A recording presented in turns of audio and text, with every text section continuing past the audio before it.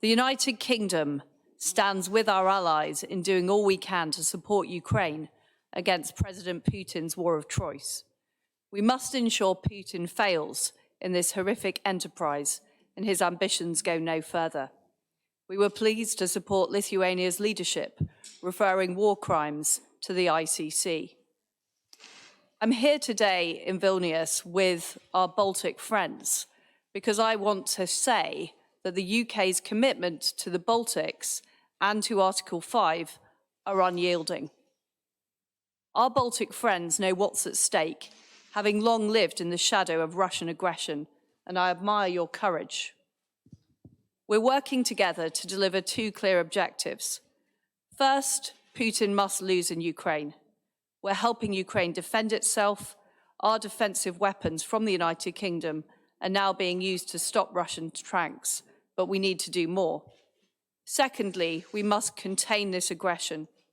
We are reinforcing NATO's eastern flank and supporting European security through the UK-led Joint Expeditionary Force. We are here in the Baltic region. We lead and have doubled our enhanced forward presence in Estonia. Our allies are leading troops across the Baltics. British military intelligence are working with Lithuania's military to enhance border defensive, including in the Suwałki Gap. 200 troops are doing joint military exercises right now, and we're working together on maritime security. At the NATO Foreign Ministers meeting tomorrow, we will be working together to strengthen our collective defence in the light of the changed security situation across Europe. In terms of supporting Ukraine with defensive weaponry, the United Kingdom was the first European country to give defensive military support to Ukraine, and we are now also supporting with the humanitarian aid. We've pledged 220 million in aid support to Ukraine, and we're the top European donor, and we will do more. We've also been at the forefront in tightening the vice on the Kremlin through sanctions, and it's vital at this juncture that we keep our foot on the gas. We've worked with the US, the EU and G7 to cut off funding for Putin's war machine, kicking Russian banks out of the financial system. We've also shut our airspace to Russian planes, and we're fast-forwarding sanctions against Russian oligarchs.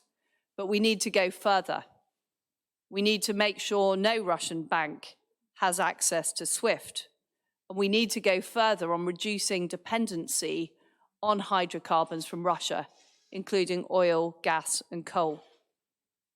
We've also launched sanctions against Belarus for aiding and abetting aggression. I will be raising these issues at the G7 tomorrow and also at the European Union Foreign Affairs Council alongside the United States, Canada and Ukraine, who have also been invited in these extraordinary circumstances. This is a struggle not just for Ukraine's freedom and self-determination, but for all of our freedom and security. By continuing to respond with strength, we will together ensure that Putin loses. And we stand with our brave allies here in the Baltics to do just that.